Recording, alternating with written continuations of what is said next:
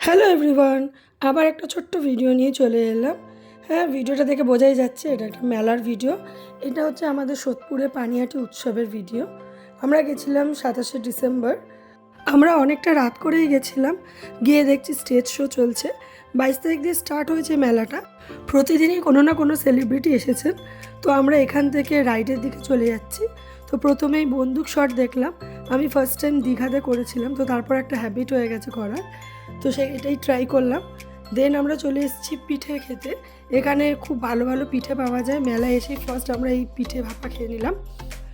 দেন চলে গেছি ফাস্ট ফুডের দিকে। তো এখানে আমরা চিকেন পকোড়া, তোপসে ফ্রাই এইসব কিনেছিলাম, সবাই মিলে শেয়ার করে খেয়েছি। আর এই হচ্ছে আমার ছেলে আর আমার বোন, ও খেতে ব্যস্ত রয়েছে। দেন এখানে প্রচুর ধরনের নানান ধরনের খাবার বসেছে।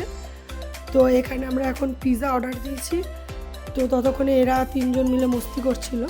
আর দেখতে দেখতে আমাদের চিকেন টিক্কা পিৎজা চলেও এসেছে। আর যেহেতু ওখানে ফাংশন হচ্ছে, গান হচ্ছে, তো ছেলে এখানে একটুখানি নাচ করে দেখাচ্ছিল। আর যেখানে থাকবে ডগি সেখানে ও আগে ছুটে যায়। তো জানি না কেন দুজনের হাত ধরে হাঁটতে লাগছিলো, এখন নাহলে হাত ধরে একদমই হাঁটে না। তারপরে এসেছি রাইড চড়বো বলে। তো ছেলেকে নিয়ে প্রথমেই উঠে গেছি ট্রেনে।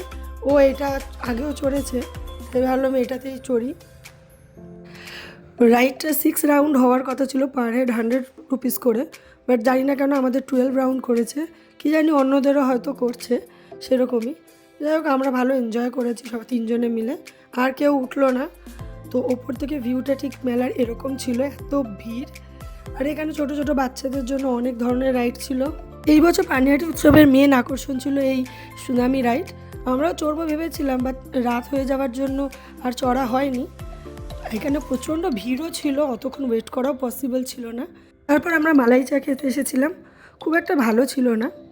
মেলায় অনেক ধরনের দোকান বসেছে, তার মধ্যে একটি সুন্দর ফুলের দোকান। আর এখানে হচ্ছে ইলেকট্রনিক্সের দোকান, যেখান থেকে আমার হাজব্যান্ড একটা ইয়ারবাড কিনলো। দেন ও বন্দুক শট করলো, ও একটা শোক কেস পেয়েছিল। তারপর বাচ্চাদের তো অনেক ধরনের রাইড বসেছিল, তো সেগুলোই দেখতে দেখতে এবার বাড়ি ফিরছিলাম। তো ভাবলাম ছেলে একটুখানি গাড়ি চড়ে নিক, ও খুব পছন্দ করে। বাট বেশিক্ষণ চড়তে পারিনি, ওর খুব ঘুম পেয়ে গেছে। তারপরে আমরা কাবাব খাওয়ার প্ল্যান করেছিলাম, কিন্তু সেটাও আর ওখানে দাঁড়িয়ে খাইনি, প্যাক করে নিয়েছিলাম। আর তারপরে আবির বিশ্বাসের গান শুনতে শুনতে আর একটা ইয়াররিংস কেনার বাকি ছিল, ওটা কিনে বাড়ি ফিরে এসেছি। Thank you.